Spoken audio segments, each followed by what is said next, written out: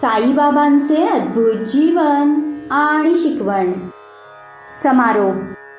आपण 51 अध्याय वाचले आणि आता आपण शेवटच्या अध्यायाकडे येऊ.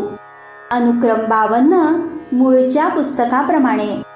यामध्ये हेमाडपंतांनी शेवटचे भाष्य केले आणि अनुक्रमणिका लिहिण्याचे वचन दिले. ज्याप्रमाणे अन्य मराठी धार्मिक पवित्र पुस्तकात त्या अध्यायातील आशयाची सूची शेवटी दिलेली असते, पण दुर्दैवाने हेमाडपंतांचे कागद गहाळ झाले. ते श्री बावीदेव निवृत्त मामलेदार ठाणा या जाणकार आणि योग्य भक्ताकडून एकत्रित जुळवून दिले गेले. जसे इंग्रजी पुस्तकामध्ये आधी अनुक्रमणिका आणि प्रत्येक अध्यायाप्रमाणे त्याचा आशय दिलेला असतो, येथे त्याचा शेवटचा अध्याय म्हणून उल्लेख अनुक्रमणिकेत करावयाची जरुरी नाही, म्हणून तो समारोप खातर घेतला आहे. दुर्दैवाने हेमाडपंत हयात नसल्याने त्यांना या अध्यायाचे हस्तलिखित मुद्रणापूर्वी तपासायला दिले गेले नाही.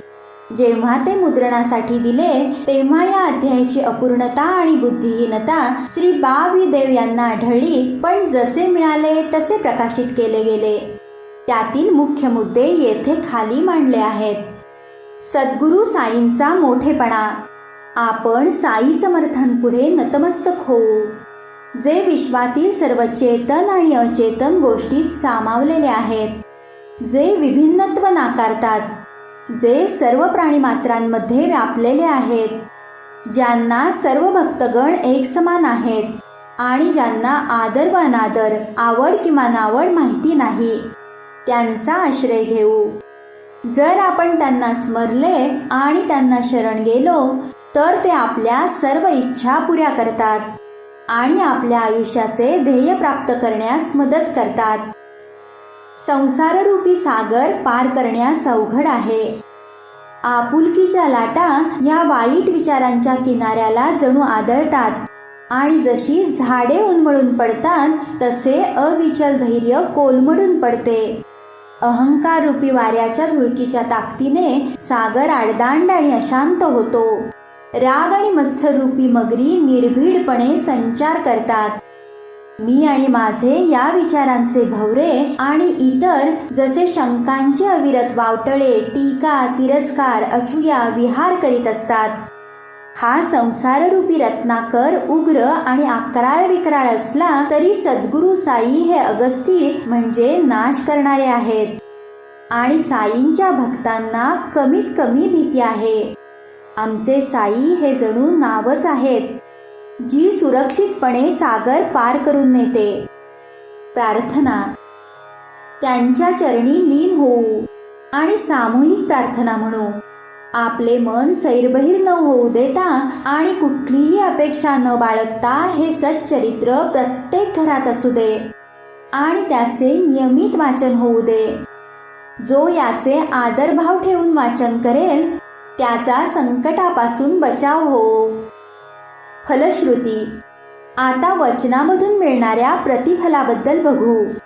पवित्र गोदावरी नदीत स्नान करून आणि नंतर शिर्डीतील समाधी मंदिरातून समाधीचे दर्शन घेऊन मग तुम्ही सच्चरित्र वाचले किंवा ऐकले पाहिजे.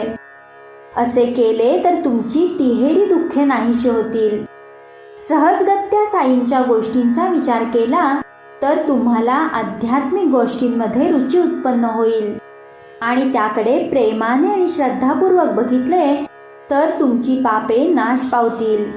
जर तुम्हाला जन्ममृत्यूच्या चक्रातून मुक्ती हवी असेल तर साईंच्या गोष्टी नियमित वाचा आणि त्यांची सतत आठवण ठेवा आणि त्यांच्या चरणांशी भक्ती ठेवा. जर या साईंच्या गोष्टींमध्ये तुम्ही डुबकी मारलीत आणि त्या इतरांना सांगितल्यात तर तुम्हाला नव्यानेच आस्वाद घेता येईल आणि ऐकणाऱ्याच्या भविष्यातील संकटांपासून त्याला वाचवू शकाल.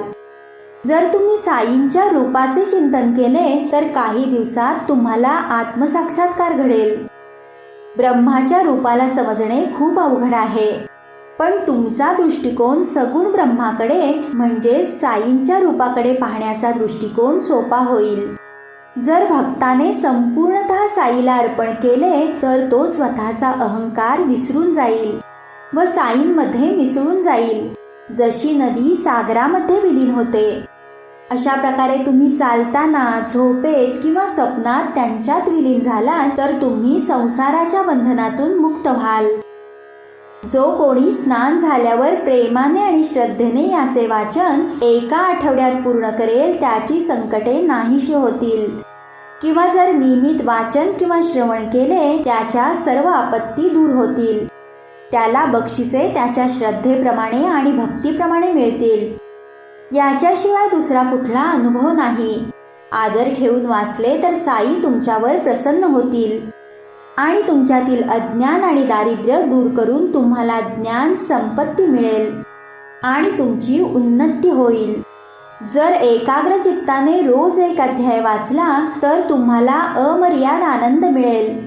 ज्याच्या अंतःकरणात आनंद आहे त्याने काळजीपूर्वक वाचले तर त्याला साई कृतज्ञतेने आणि आनंदाने जन्मोजन्मी आठवतील. याचे विशेषतः गुरुपौर्णिमेला, गोकुळ अष्टमीला, रामनवमीला आणि दसऱ्याला घरी वाचन केले पाहिजे.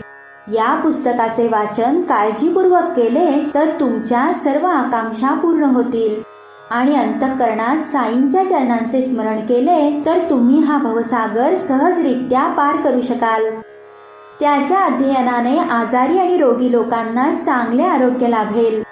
गरिबांना धन मिळेल आणि मन अर्थशून्य, अप्पलपोटी आणि दुःखी विचारापासून स्थिरचित्त होईल.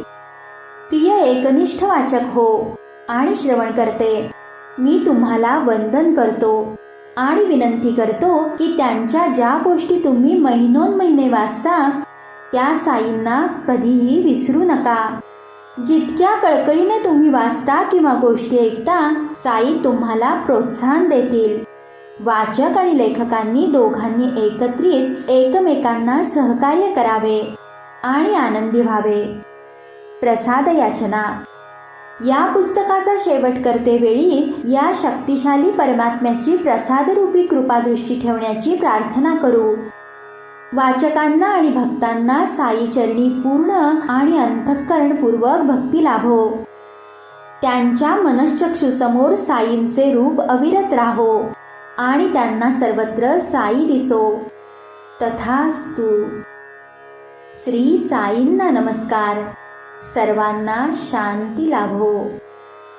श्री साईंना नमस्कार. सर्वांना शांती लाभो.